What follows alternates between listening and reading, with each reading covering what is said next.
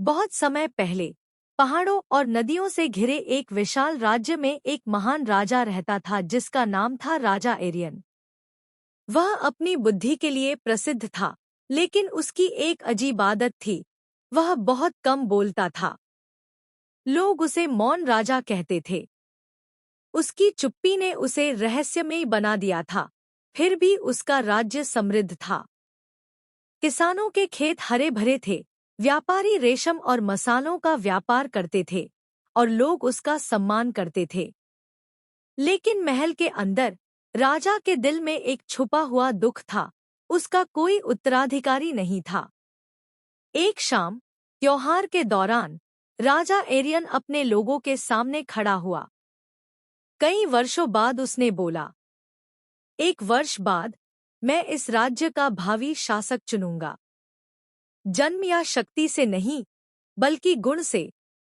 उसने राज्य के हर बच्चे को एक सुनहरा बीज दिया और कहा, इस बीज को पोषित करो। एक वर्ष बाद लौटना।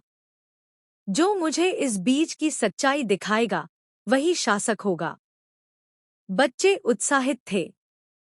उन्होंने बीजों को ध्यान से लगाया, पानी दिया और उन्हें बढ़ते देखा। महीनों बाद हर जगह ऊंचे पौधे और सुंदर फूल खिले। लेकिन बच्चों में एक गरीब लड़का था जिसका नाम था एशन।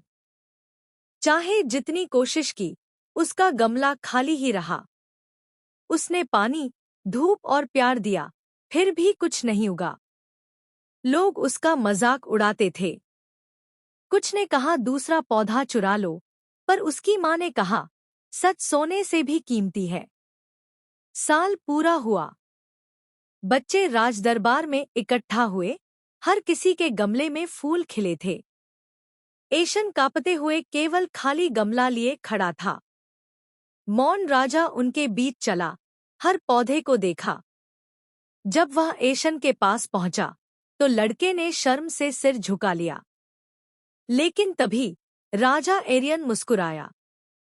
वर्षों बाद उसकी आवाज गूंजी, यह लड़का उत्तराधिकारी होगा। राजा ने कहा, जो बीज मैंने दिया था, वे उबले हुए थे। वे कभी नहीं उग सकते थे। तुम सबने फूल लाए, पर केवल इस लड़के ने मुझे सच्चाई दी। राज्य बिना धन के चल सकता है, पर बिना ईमानदारी के नहीं। और इस तरह एशन उत्तराधिकारी बना। मौन राजा को न केवल वारिस मिला, बल्कि एक ऐसा दिल मिला जो न्याय के साथ शासन कर सके। उस दिन से लोग सुनहरे बीज का सबक याद रखने लगे। ईमानदारी ही सच्ची महानता की जड़ है।